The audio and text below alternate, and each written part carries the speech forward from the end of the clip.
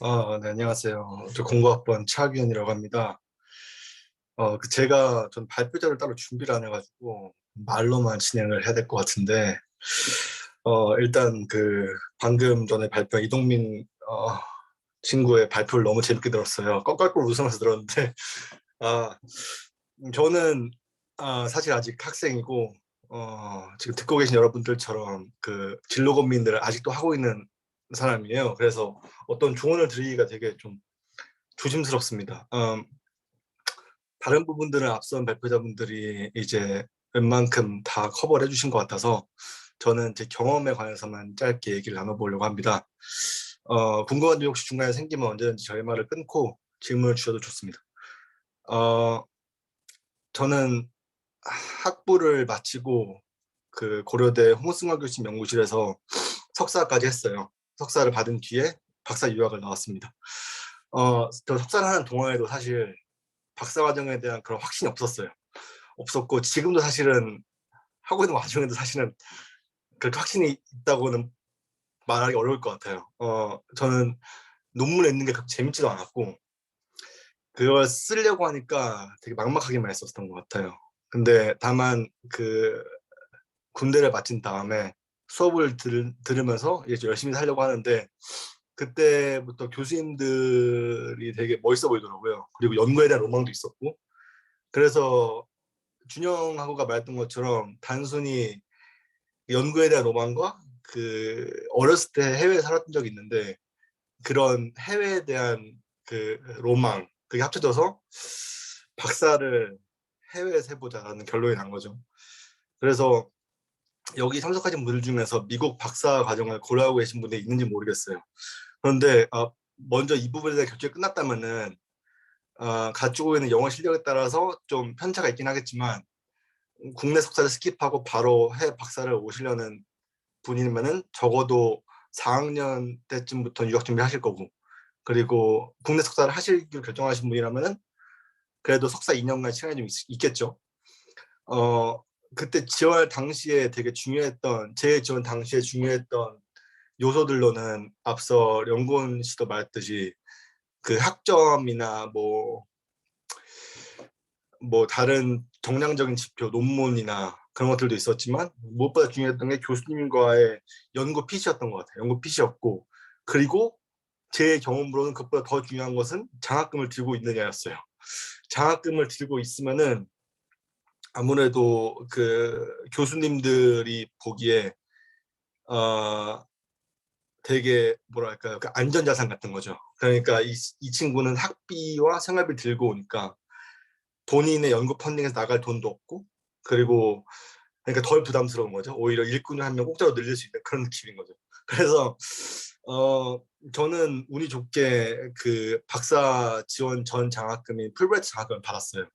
그게 장학금 대에서 후배님들이 아시는 분도 있고 모르시는 분도 있으시겠지만 종류가 두 가지가 있어요. 크게 나누면은 박사과정을 지원하기 전에 받는 장학금이 있어요. 그러니까 마치 박사과정을 해외 박사과정을 지원하는 것처럼 그대로 지원서를 작성해서 장학금에 지원을 하는 거예요. 풀브라이트가 그 중에 하나고요. 그러면 이 결과는 박사과정 지원 전에 나와요.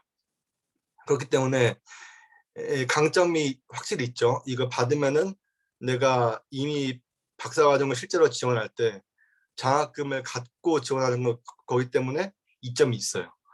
어, 다만 그리고 다른 동료 장학금은 박사과정을 일단 학생이 합격해서 합격서를 들고 오면은 그 합격서로 장학재단을 지원을 해요. 그러면 장학재단 측에서는 이 학생이 어느 학교에 어떤 연구를 하려고 하느냐에 따라서 장학금을 줄지 말지 결정하는 거죠. 이게 지원 합격 후 장학금이고요. 보통 합격 후 장학금들이 훨씬 뽑는 인원이 많아요. 합격 전 장학금 뽑는 인원이 많지 않습니다. 아는데 그래서 제 주위에서 제가 유학 준비할 때 제 경험을 돌아봤을 때 지원을 많이 안 하세요. 많이 안 하시고 그리고 아무래도 박사 과정 실제 지원보다 적어도 3, 4개월 이전에 이미 준비가 다 끝나 있어야 되거든요. 그래야 내가 장학금에 지원을 할 테니까. 그래서 그런 준비들을 미리 해야 되기 때문에 좀 부담이 되는 것도 사실이고 그래서 지원을 많이 안 하시는데 혹시 박사 유학을 준비하시려는 분이 있으시면은 저는 꼭 그 합격 전에 받을 수 있는 장학금을 지원 전에 받을 수 있는 장학금을 꼭 지원해 보시기를 정말 강하게 추천드려요. 어, 다만 또 말씀드려야 될 게 장학금마다 그 가지고 있는 제약 조건이 있을 수가 있어요. 예를 들어서 제가 들고 있는 풀베트 장학금 같은 경우에는 미국 국무성이랑 그리고 그 한국 정부랑 공동으로 돈을 투자해서 만든 장학금인데요. 풀베트 장학금은 전 세계 많은 나라에 있어요. 뭐 중국에도 풀베트 장학금이 있고 뭐 중동 지역의 나라들도 있고 되게 다양하게 있는데 그래서 전 세계에서 미국으로 풀베트 장학금을 들고 유학 온 학생들이 많아요. 근데 이게 애초에 만들어진 이유가 그 미국의 그 선진적인 것들을 학습하고 모국으로 돌아가서 그걸 전파하라는 게 컨셉이거든요. 그래서 이게 합격을 한 다음에는 지원 시에 좋지만 그 박사과정 마친 후에 그 모국이니까 저는 한국으로 돌아가서 2년 동안 의무적으로 거주를 해야 해요. 그 거주 조건이 있거든요. 비자가 다르고 그런 부분도 본인이 희망하는 진로가 만약에 여기 준영하거나 다른 정모하거나 이렇게 미국에서 남아서 바로 취업을 해서 여기서 커리어를 바로 이어가고 싶은 학생이라면은 풀브라이트는 맞지 않아요. 그런 학생들한테는 풀브라이트는 오히려 제약이 될 수 있죠. 하지만 만약에 본인이 한국으로 다시 돌아와서 일을 한국에서 하고 싶다는 생각이 확실히 있으면은 그게 확신이 있다 본인이 그렇다면은 굉장히 매력적인 장학금이죠. 그리고 2년 제약 조건이 있다고 말씀드렸는데 그래도 그 포닥까지는 하게 해줘요. 포닥까지는 할 수 있을 만큼 하고 그 다음에 포닥 후에 이제 본격적인 잡을 때는 그 한국에 돌아가서 2년 동안 거주를 해야 되는 거죠. 다시 미국에 나오고 싶어도. 그리고 장학금에 관해서는 제 주위에도 장학금을 다른 장학금, 관정 장학금이나 뭐 다른 장학금을 들고 온 친구들도 많기 때문에 혹시 이 지원이나 뭐 어떻게 해야 붙을 수 있나요? 뭐 이런 단순한 질문이어도 그런 질문을 혹시 있으시다면은 이따가 질문 주셔도 좋고 아니면 저한테 따로 이메일 주시면 제가 지원했던 지원서 같은 것들 다 공유해 드릴 수 있으니까 그런 거 필요하시면은 이따가 말씀해 주세요. 어 그리고 또 제가 커버하기로 했던 내용 두 번째가 환경공학 분야로 진출이라는 거창한 주제가 있는데 일단 제가 먼저 환경공학을 선택하게 된 이유를 말씀드릴게요. 저는 사실 학부 때 공부를 굉장히 안 했어요. 준영하고는 잘 알 텐데 학부 때 공부를 굉장히 안 했어요. 아마 여기 진짜 있는 안 누구보다 안 했습니다. 했을 거예요. 확실하게 진짜 안 했습니다. 말씀드리는데 근데 그 2년 차를 마친 뒤에 군대를 갔다 와서 복학을 한 뒤에 부터 정말 열심히 살아요. 누구보다 열심히 살았어요. 그 다음부터는 살아서 학점을 다 복구하고 다 떼우고 해서 대학원을 갈 생각을 했으니까 그때는. 근데 분야를 정하는 게 너무 어려웠어요.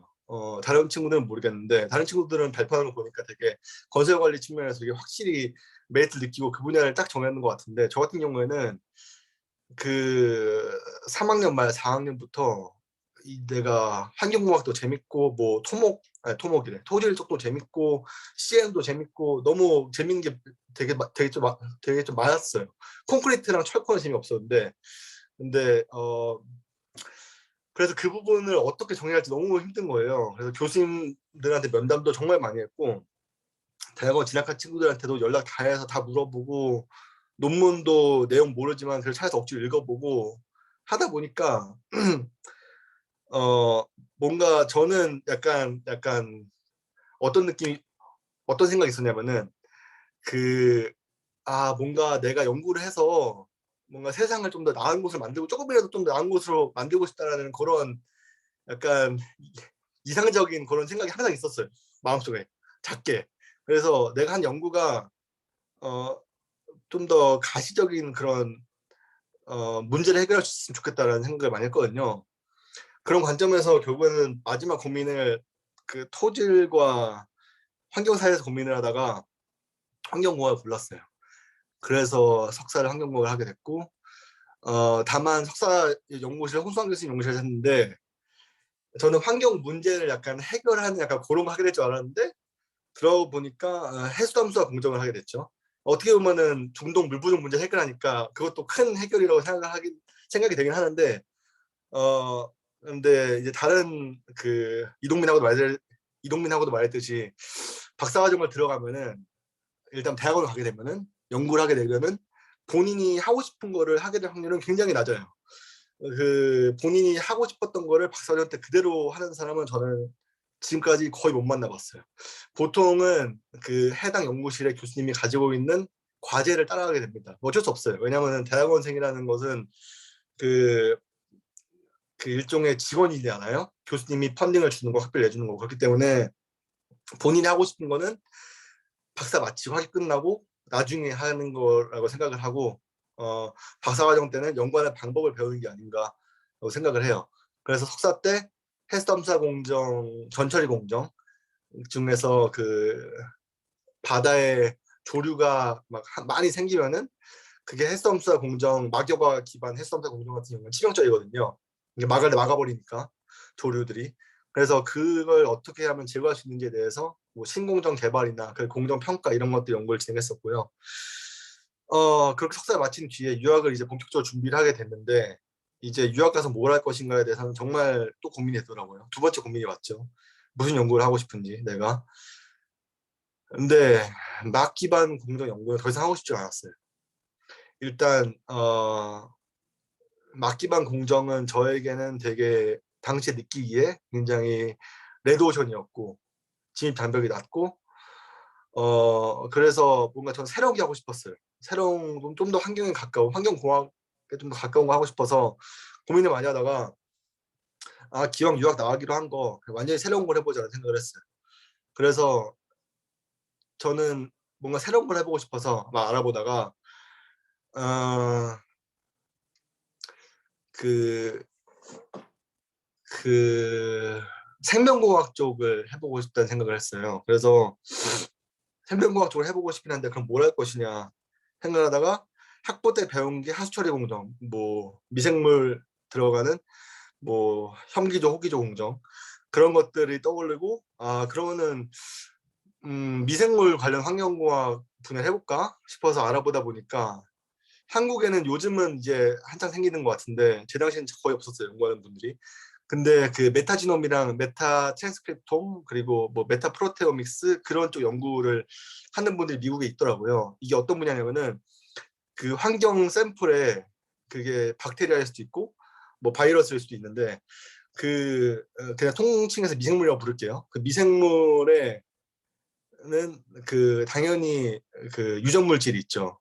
근데 그 유전 물질들을 어 이제 추출을 해서 그리고 그 유전 물질들 추출한 유전 물질들의 염기 서열을 뽑는 거예요. 시퀀싱이라고 하는데 넥스트 시퀀싱이라고 하는데 그 염기 서열을 통째로 다 뽑아내서 그 안에서 유의미한 정보를 뽑아내는 학문이 있거든요. 그거를 이제 그 바이오 인포메틱스라고 부르는데 한국말로 하면은 생명정보학인가? 한국말은 모르겠네요. 근데 그게 그런 분야 하는 분이 계시더라고요, 조지아텍에. 그래서 이거를 이 새로운 걸 해보자 해서 여기 진학을 결심하게 됐고 교수님도 제가 장학금 들고 있으니까 굉장히 저를 막 꼬드겼죠. 이거 잘할 수 있을 거다. 그래서 제가 뭐 이제 저는 토목과 출신입니다. 미생물 하나도 모르고 그냥 뭐 컴퓨터 할 줄 모릅니다. 하니까 그래도 할 수 있대. 할 수 있대요. 그래서 왔는데 할 수 있는 게 아니었어요. 와 보니까 처음에 2년 동안은 정말 이게 뭐 저는 분자생물학 지식도 전무했고 미생물학은 더 몰랐고 뭐 컴퓨팅 코딩 할 줄 몰랐어요. 학부 때 배운 C++ 그게 다였거든요. 그래서 여기 오니까 그걸 다 할 줄 알아야 연구를 할 수 있는 거예요. 근데 처음에 와서 저희 과 같은 경우는 2년간 수업을 듣고 그 퀄리피케이션 인그zam을 봐요. 떨어지면 한국에 가야 돼요. 석사 받고. 근데 저는 그거에 대한 부담도 있는 상태에서 시작을 했고 영어 잘 못하지? 수업 들으면서 퀄 시험 준비해야 되지? 근데 이제 분자생물학이랑 미생물학이랑 코딩 공부해야 되지? 그러니까 너무 겹겹이 스택이 쌓인 거죠. 그래서 처음 2년간은 굉장히 힘들었고 정말 지금 생각하면 정말 정말 힘들었어요. 정말 힘들었는데 그런 다음에 이제 퀄 시험 통과한 후에 그리고 이제 코로나 터지고 그리고 그쯤 되니까 2년쯤 구르니까 슬슬 연구를 할 수 있을 것 같더라고요. 느낌이. 할 수 있는 거 아니었어요. 근데 느낌이 할 수 있을 것 같았어. 그래서 그때 조금 자신감이 붙고 그때부터 연구 시작했던 것 같아요. 그러니까 시작이 늦었죠. 아무래도. 여기서 제가 말씀드리고 싶은 부분 하나가 이동민하고 했던 말 저는 정말 동의를 해요. 그 요즘 한국, 저는 뭐 지원 안 해봐서 확실히 모르지만 들은 바로는 한국의 그 교수 취업 시장이 그 국내 박사, 해외 박사, 저희 당시에는 이동명하고 말했던 것처럼 저희가 대학원 제가 당시에는 교수님들이 해외 박사를 해야 한다. 해외 박사를 해야 국내 교수 할 수 있다. 이런 말씀을 저는 굉장히 많이 들었어요. 그래서 이게 해외 박사 해야 되는구나. 단순히 생각을 했었죠. 요즘 분위기는 많이 다르다고 하더라고요. 그리고 제가 제 경험에서 돌이켜 봤을 때 분야를 만약에 바꾼다면 더욱이 처음에 몇 년간 손해를 볼 수밖에 없어요. 영어 본인이 정말 잘하는 게 아니라면은 영어와 그리고 그 새로운 분야의 진출에 대한 그 진입장벽이 있기 때문에 그런 연구 시간적인 손해를 볼 수 있고 유학을 가려면 군대도 갔다 와야 되고 그런 손해를 감수하면까지 만약에 본인이 국내 교수가 목표라면은 그것만이 목표라면은 메리트가 있는가라고 물어봤을 때 딱 이제는 있다라고 대답하기가 되게 힘든 것 같아요. 그래서 해외 박사를 본인이 혹시 고민하고 계신 분이라면은 그냥 혹시 그냥이 아니라 혹시 본인이 확실히 국내 교수가 많이 목표다. 해외 더 해외에서 일하거나 그런 것들보다는 국내 교수가 가장 큰 목표다. 플랜 A다라고 하면은 해외 박사를 해야 할 다른 이유를 꼭 찾아야 될 것 같아요. 해외 박사를 해야만 하겠다라는 다른 이유를 꼭 찾아야 돼요. 그게 없으면은 버티기 쉽지 않은 환경이고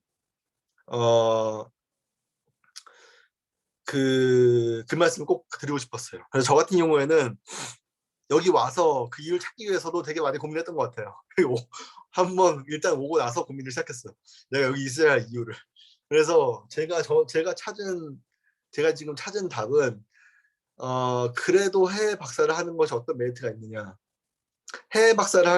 미국 박사를 하게 되면은 그 엄청 많은 제가 앞서 말씀드린 고난들이 있어요. 그 고난들을 이겨내면서 많이 성장을 해요.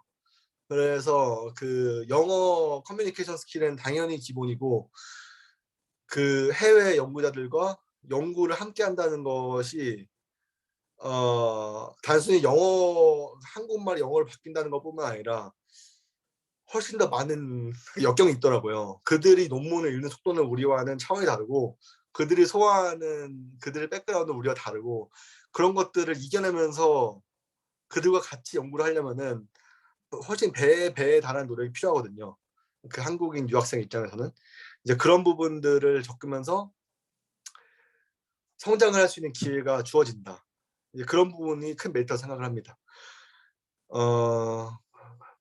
그냥 그 말씀 꼭 드리고 싶었고 제가 남은 시간이 얼마나 있나요? 시간이 한 5분 정도 더 5분 남았는데 후 두 남았나요? 가지 정도 물어보고 싶은 게 있어요. 그 하나는 코로나 이후로 이제 환경이 좀 바뀌면서 의도치 않게 이제 미국 질병관리청 CDC 인턴을 하고 있잖아요, 지금. 그 부분에 네. 있어서 뭐 간략하게 본인의 경험이라든지 아니면 뭐 음, 에피소드 같은 들려주고 또 하나 물어보고 싶은 건 이제 흔히 외국 석박사를 궁금해하는 재학생이나 후배들 위해서 그 한국 연구실과 미국 연구실의 그 연구 환경 차이라든지 아니면 약간 필로소피 차이가 있으면 잠깐 간략하게 얘기해 줄 수 있어요. 5분 안에 세 가지 다 못할 것 같아요. 10분 주세요. 10분 주시고. 일단 제가 하고 있는 연구를 간략하게 말씀드릴게요. 간략하게. 지금까지 했던 건 빼고 지금 하고 있는 거는 당장 하고 있는 건 크게 두 가지인데 코로나 관련 연구를 하고 있어요. 학교에서 미국 학교들이 지금 유행처럼 다 같이 하고 있는 게 하나 있는데 하수에서 코로나 유전 물질, 코로나 RNA를 정량해서 이 한정된 본인이 측정하고 있는 커뮤니티 안에 코로나가 얼마나 퍼지고 있는지를 확인하는 거, 예측하는 거 연구를 하고 있어요. 이게 미국에서 왜 더 핫하냐? 미국은 한국만큼 강제적으로 검사를 시킬 수가 없기 때문이에요. 백신을 맞았는지도 물어볼 수가 없고 백신을 강제할 수도 없어요. 그렇기 때문에 하수에서 그 코로나가 얼마나 이 커뮤니티에 있는지 확인하는 것들이 그 코로나 전파 여부를 확인하는 큰 그 연구 유행처럼 퍼지고 있는 게 있어서 그거를 그 지금 조지아텍 안에 코로나가 얼마나 퍼지고 있는지를 담당하는 그 연구원으로 일을 하고 있고요. 그거 한 가지 하고 있고, 그리고 이거에 곁들여서 그 코로나 유전 물질을 시퀀싱을 해서 새로운 변종이 얼마나 퍼지고 있는지, 우리 조자택 안에 감염자 중에 어느 건물에 오미크론은 몇 %인가, 그런 거를 예측하는 연구를 하고 있어요. 그리고 또 하나가 준영호가 말했던 것처럼 CDC 관련 연구인데, 그거는 그 슈퍼박테리아라고 많이 들어보셨을 거예요.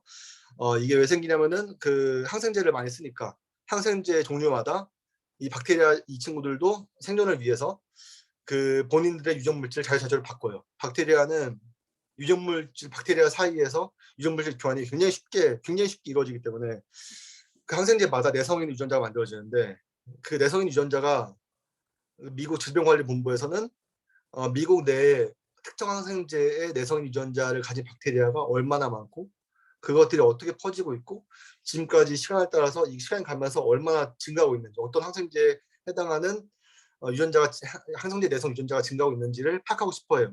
관련 연구 우리랑 저희 연구실과 하고 있고, 더 깊게는 말씀 안 드릴게요. 그 다음에는 마지막 질문이 뭐였죠? 뭐 한국과 미국 둘 다 아, 연구소에서 일을 해봤는데 어떤 게 가장 큰 차이인지. 음, 일단 가장 큰 차이를 제가 한 가지만 꼽자면은, 한국 연구실에서 석사를 할 때는 제가 가진 시간의 절반 정도라고 생각해야 되나? 절반 정도는 그 과제 제안서 작성과 및 연구비 영수증 처리 및 연구 과제 보고서 작성 및 뭐 기타 등등 여러 가지 행정 업무를 담당했었어요. 그런 부분들이 그 당시에는 연구실 분들과 재밌게 했었던 것 같아요. 막 야근하면서 막 제안서 쓰면서 뭐 과제 결과보고서 쓰면서 재밌게 했던 것 같아요. 돌아보면은 그 시간을 내 연구에 투자했다면 어땠을까라는 생각이 사실 많이 들었어요. 유학을 와서야 알았어요. 유학을 와서 미국 박사 생활 해 보니까 여기는 그런 시간에 드는 시간이 거의 없어요. 과제 결과 보고서 교수님 직접 쓰시고 제안서 교수님이 쓰시고 영수증 처리 학교에서 다 합니다. 그래서 연구에만 집중할 수 있어요. 그게 그러니까 핑계 댈 게 없는 거죠. 나 이번 주에 뭐 하느냐고 바빴어요. 교수님 연구 못했어요. 이게 없어요. 너 이번 주 다 패로 연구할 수 있는데 연구 뭐 했어? 이게 되는 거죠. 그러니까 연구에 집중할 수 있는 시간이 훨씬 많다. 그 부분이 가장 큰 차이인 것 같습니다. 이동민 교수님 명심해야겠네요. 네, 근데 뭐 한국에서 절반밖에 시간 투자 안 했으면은 좋은 연구실이었네요. 별반 이게 그렇죠. 행정하느라 한 80%쓴 것 같은데 저는. 호석이 연구실은 좋은 연구실이었어요. 네, 맞습니다. 그럼 저는 여기까지 하겠습니다. 감사합니다.